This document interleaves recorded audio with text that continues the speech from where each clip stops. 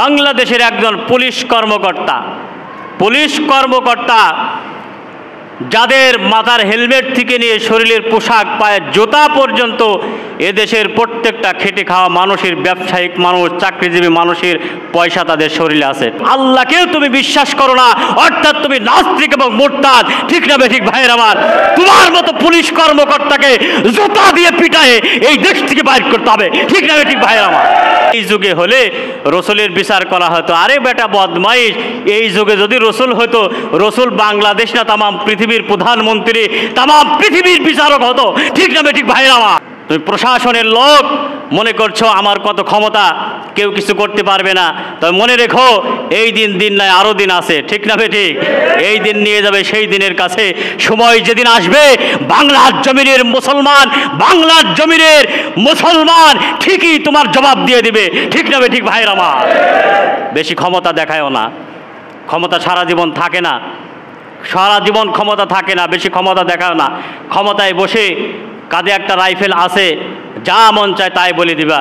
গুলশানে কয়দিন আগে এক পুলিশ আর এক পুলিশকে গুলি করে দিছে, দেখছেন না আপনারা? আরে বাবা, ক্ষমতার কি দাপট! পুলিশকেও মানে না, এক পুলিশ আর এক পুলিশকে গুলি করছে রাত 12টার পরে। কি নিয়ে ঝগড়া আল্লাহ জানে। ক্ষমতার কি দাপট! অস্ত্র থাকলে মাথা গরম হয়ে যায়। তো বুঝতে হবে, অস্ত্রটা তোমার বাবার টাকার কিনা না। ঠিক না বেটি? অস্ত্র দেশের 20 কোটি মানুষের টাকায় তোমার অস্ত্র, তোমার হেলমেট, তোমার শরীরের পোশাক, তোমার পায়ের জুতা, এই 20 কোটি মানুষের টাকা আছে। ঠিক না বেটিক ভাইয়ের আমার?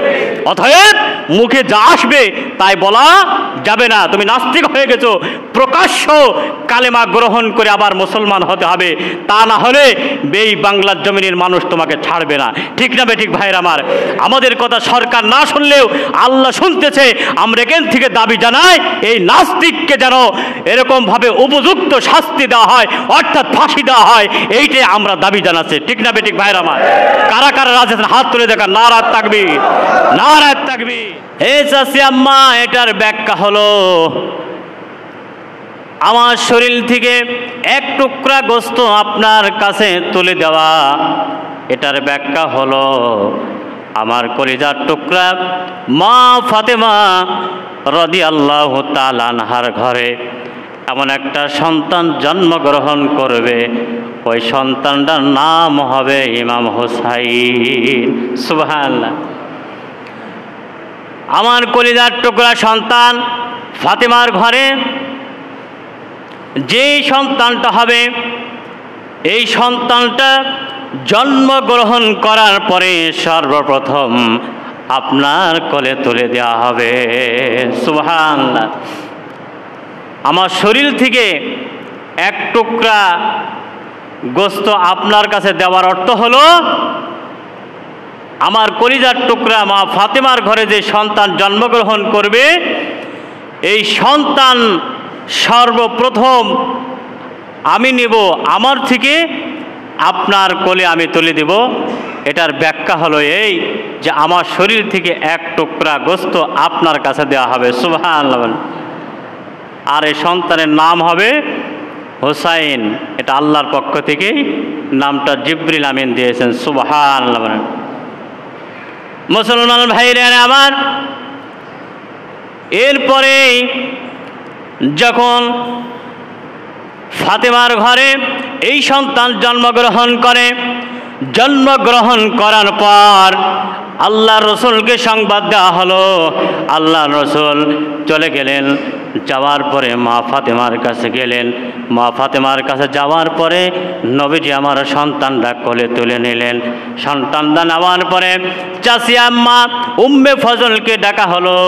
চাচি গো, এই যে আপনার সেই স্বপ্নের ব্যাখ্যা হলো, বাস্তব হয়েছে।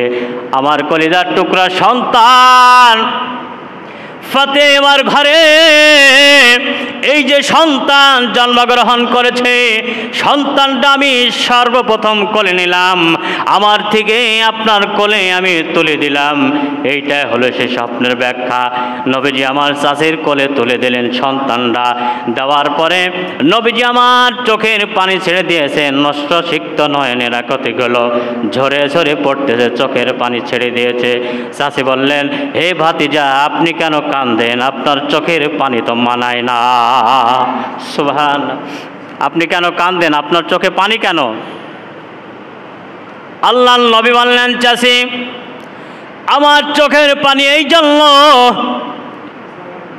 জিবরিল আমিন এসে এইমাত্র আমাকে বললেন, জিবরিল আমিন এসে এইমাত্র আমাকে বললেন, হে মুহাম্মদ, আল্লাহর পক্ষ থেকে একটা বার্তা হলো, হে মুহাম্মদ, ইয়া রাসূলুল্লাহ, আপনার এই কলিজার টুকরা সন্তান নাতি কারবালা নামক প্রান্তরে শহীদ হয়ে যাবে নিজের ইসলামকে বিজয় জীবিত রাখার জন্য, হেফাজত করার জন্য, মানুষদের অধিকার দেওয়ার জন্য, ইসলামের বিজয় করার জন্য। যখন এজিদের থেকে এরকমভাবে কুফা নামক নগরীতে যাবে, এজিদ বাহিনী কারবালার নামক প্রান্তরে ইমাম হোসেনকে শহীদ করে দিবে। উম্মে ফজল বলল, হে মুহাম্মদ ভাতিজা, কি বলো তুমি? এই ক্ষমতা কার হয়েছে? তোমার নাতির গায়ে হাত দিবে, নাতিকে শহীদ করে দিবে? আমি তো বুঝতে পারছি না কে তোমার নাতিকে হত্যা করবে। নবীজি আমার বললেন, চাচি আম্মা, এই যে দেখেন জিবরিল আমিন কারবালার প্রান্ত থেকে এক টুকরা লাল মাটি আমার হাতে নিয়ে এসেছে। এই লাল মাটির উদ্দেশ্য হলো ইমাম হুসাইন রাদিয়াল্লাহু তাআলা আনহু যখন শহীদ হয়ে যাবে, ইমামের রক্তটা যখন কারবালার প্রান্তরে পড়বে, কারবালার মাটিগুলো লাল হয়ে যাবে। এই দেখেন আমার হাতে মাটি। নবীজি বললেন, চাচি আম্মা, আপনি বিশ্বাস করেন না? এই যে আমার হাতে দেখেন মাটি, কারবালার প্রান্ত থেকে লাল মাটি জিবরিল আমিন আমার কাছে নিয়ে এসেছে। এই লাল মাটির উদ্দেশ্য হলো আমার এই কলিজার টুকরা নাতি কারবালার প্রান্তরে শহীদ হয়ে যাবে। শহীদ হওয়ার পরে তার শরীর থেকে যে রক্ত ঝরবে, অর্থাৎ প্রত্যেকটা শহীদের শরীর থেকে যে রক্ত ঝরবে, সে রক্ত মাটিতে পড়ে মাটি লাল হয়ে যাবে। এটাই হলো উদ্দেশ্য, যে আমাকে দেখানো হচ্ছে লাল মাটি, অর্থাৎ আমার এই নাতি শহীদ হয়ে যাবে। তার ছোট্ট ছোট্ট কলিজার টুকরা জয়নব, আসগর, আলী আকবর, আলী আসগর, কলিজার টুকরা সন্তান দুধ খাইতো, দুধের শিশুগুলোও এরকম দুধের যাতনায়, পানির পিপাসায় তারা শহীদ হয়ে যাবে। সেই লাল বর্ণের মাটি আমার কাছে জিবরিল আমিন নিয়ে এসেছে। নাউজুবিল্লাহ বলে কারবালার প্রান্তরে শহীদ হয়ে যাবে।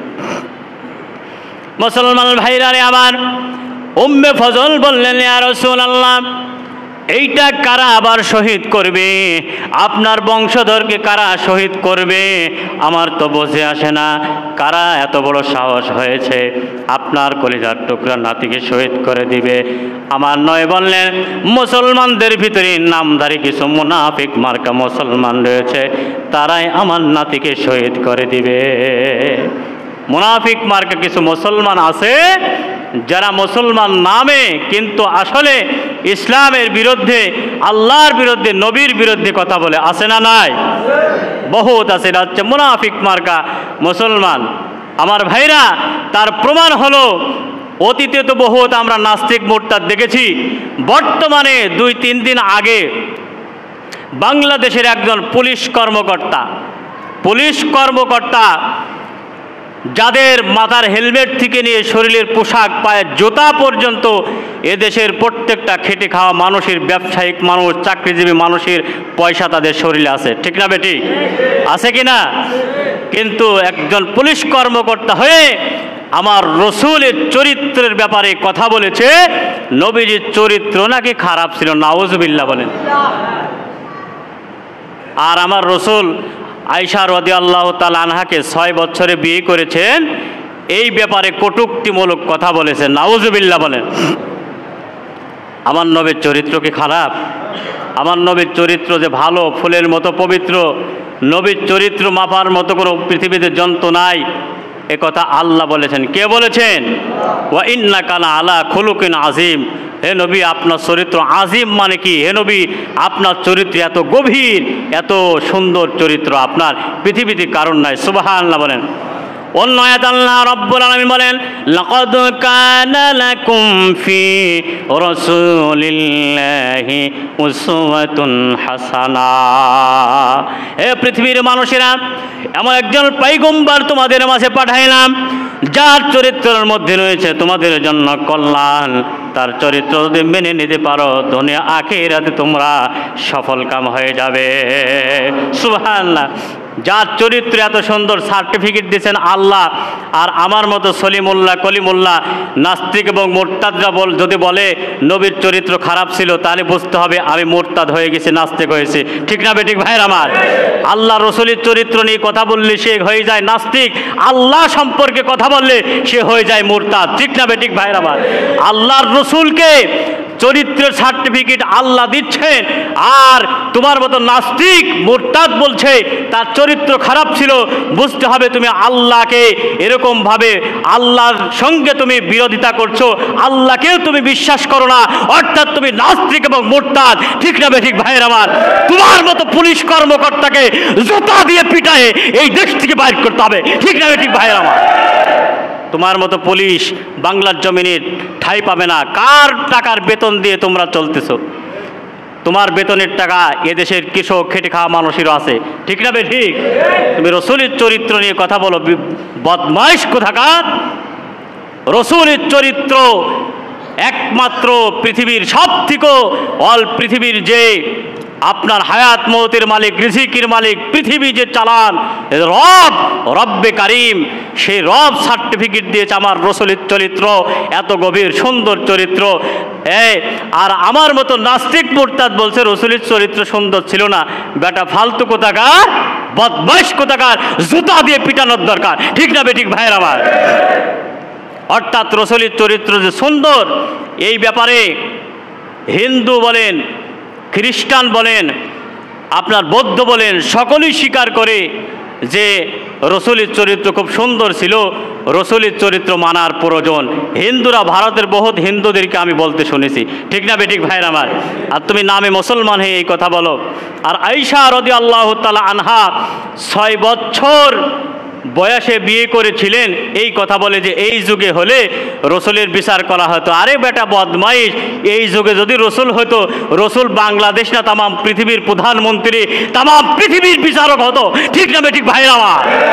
তোমার মতো নাস্তিক আর মুরতাদ কথা বলা তো দূরের কথা, সঙ্গে সঙ্গে কতল হয়ে যেত। ঠিক না বেটি? সঙ্গে সঙ্গে জবই হয়ে যেত তুমি। আর তুমি রসুলের বিচার করতে? রসুলের বিচার তামাম পৃথিবীর কেউ করতে পারে না। আবু জাহেল এত বড় বড় নেতা, উতবা সাইবা, কত বড় বড় কাফের বড় বড় নেতা রসুলের কতল করতে গিয়েছে, রসুলকে বিদায় করতে গিয়েছে, রসুলের বিরোধিতা করেছে, রসুলের একটা পশমও ক্ষতি হয় নাই, তারাই দুনিয়া থেকে লাঞ্ছিত হয়ে বিদায় হয়ে যায়। ঠিক না ঠিক ভাইয়ের আমার?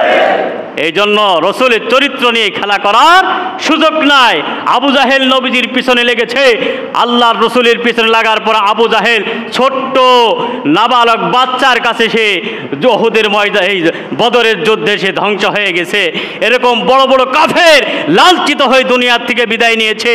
আর আল্লাহ রসুল এবং সাহাবাই কিরাম তারা সম্মানের সাথে আল্লাহর কাছে চলে গেছে, সম্মানের সাথে তারা জান্নাতে চলে গেছে। ঠিক না বেঠিক ভাইরা আমার?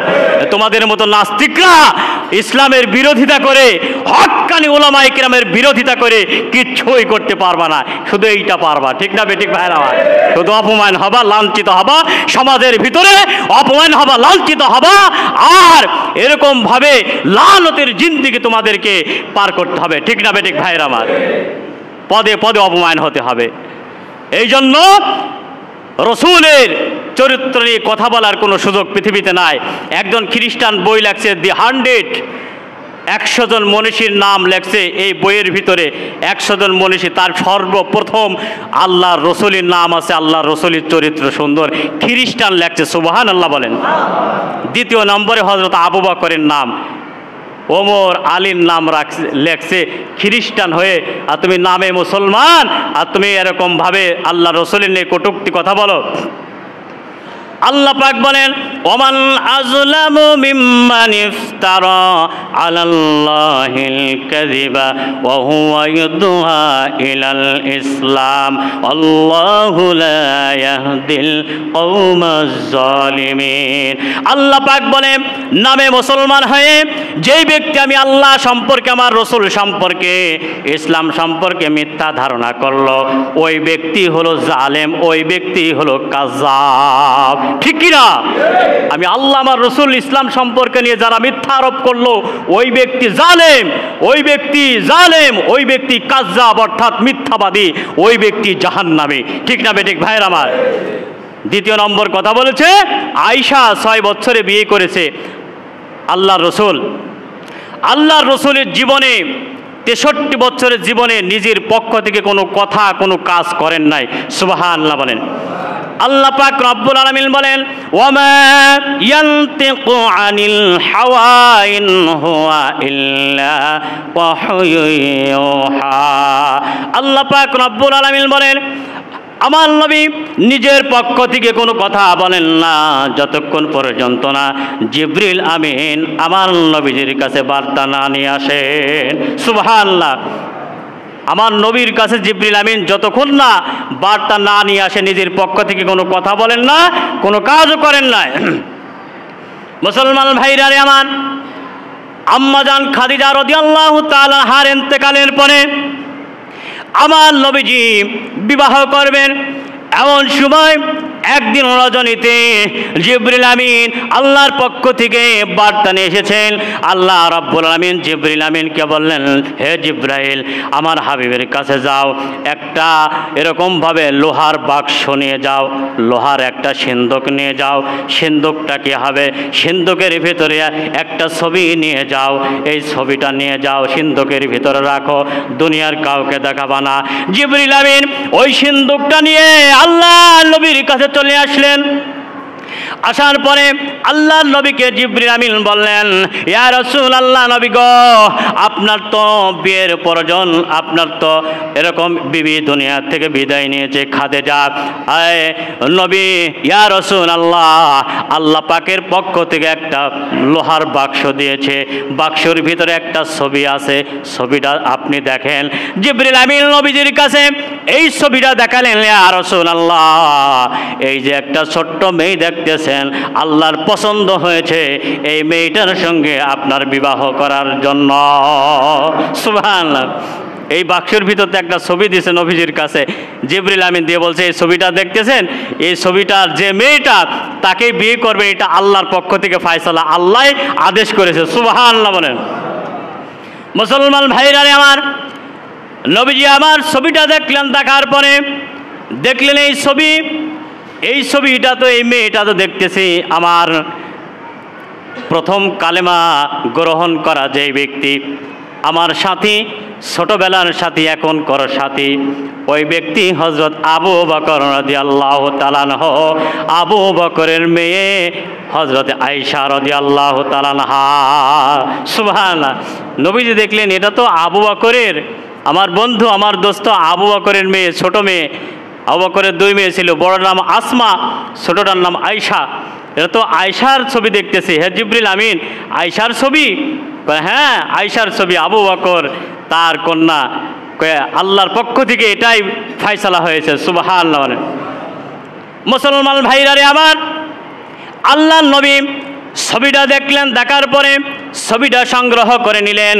নেওয়ার পরে এদিকে হযরত আবু বকর রাদিয়াল্লাহু তাআলা আনহুকে আবার স্বপ্ন যোগে এলহাম এসেছে, এলহাম স্বপ্ন যোগে দেখেছেন হে আবু বকর তোমার কলিজার টুকরা সন্তান আয়েশা রাদিয়াল্লাহু তাআলা আনহা এরকমভাবে আল্লাহ রাসূলের সঙ্গে বিবাহ দেবা, এইটাই আল্লাহ পাকের আদেশ। সুবহানাল্লাহ।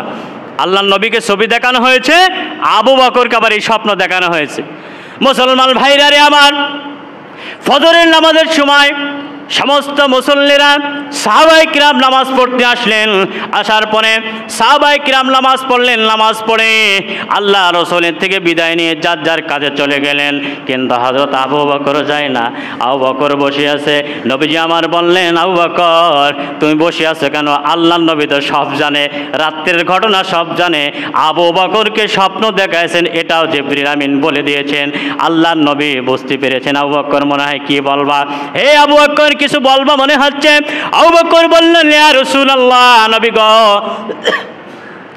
আল্লাহর নবীকে রাত্রে যে ছবি দেখানো হয়েছে এইটা তো আবু বকর জানে না, কারণ ওহী তো আবু বকরের কাছে আসে না, ওহী শুধু নবী রাসূলদের কাছে আসে। আবু বকর বলেন, ইয়া রাসূলুল্লাহ, কিভাবে যে একটা কথা আপনাকে বলি, আমার বলতে ভয় লাগছে, সাহস পাচ্ছি না, আপনাকে বলবো কিভাবে সেটা তো আমি বুঝতে পারছি না। আল্লাহর নবী বুঝতে পেরেছেন। আল্লাহর নবী বললেন, আবু বকর তুমি কোনো ভয় পেও না, তুমি আমার ছোটবেলার সাথী, তুমি আমার এরকমভাবে প্রথম কালেমা গ্রহণ করা সাথী, তুমি কোনো ভয় পেও না, বলে ফেলো কি বলবা। আবু বকর বললেন, ইয়া রাসূলুল্লাহ, নবী গো, রাত্রিবেলা স্বপ্ন দেখেছি, আদেশ হয়েছে আমার কলিজার টুকরা সন্তান আয়েশা রাদিয়াল্লাহু তাআলা আনহার সঙ্গে আপনার বিবাহের কথা। সুবহানাল্লাহ, আয়েশার সঙ্গে আপনার বিবাহের ব্যাপারে কথা এরকম ফয়সালা হয়েছে। আপনি কি বলেন? নবী জামান মিসকে হাসি দিয়ে বলেন, আবু বকর আমি তো জানি রাত্রিবেলায় আয়েশার ছবি আমাকে দেখানো হয়েছে, এই যে ছবি দেখো। সুবহানাল্লাহ বলেন। মুসলমান ভাইরা আমার, নবীজি আবার 6 বছর বয়সে, আয়েশার যখন বয়স 6 বছর তখন বিবাহ করেছেন। কিন্তু আয়েশাকে আল্লাহ রসুলের ঘরে উঠানো হয়েছে 9 বছর কালে। সুবহানাল্লাহ বলেন। কয় বছর কালে? 6 বছরে বিয়ে করেছেন ঠিকই, 3 বছর আবু বকরের বাড়িতে ছিল। 9 বছর যখন আয়েশার বয়স হয়েছে তখন আল্লাহ রসুল হযরত আয়েশা রাদিয়াল্লাহু তাআলা আনহাকে নিজের ঘরে উঠিয়েছেন। সুবহানাল্লাহ বলেন। তাহলে আয়েশার সঙ্গে আল্লাহ রসুলের বিয়ের ফয়সালা কে দিয়েছেন? আবার বলেন। আল্লাহ রসুলকে নিজ ইচ্ছায় করেছেন? আবু বকরকে নিজ ইচ্ছায় দিয়েছেন নাকি ফয়সালা দিয়েছেন আল্লাহ? ফয়সালা আল্লাহ দিবে না, তোমার মতো নাস্তিক দিবে নাকি? তোমার মতো নাস্তিক মুরতাদ দিবে? তুমি তো মুরতাদ হয়ে গেছো।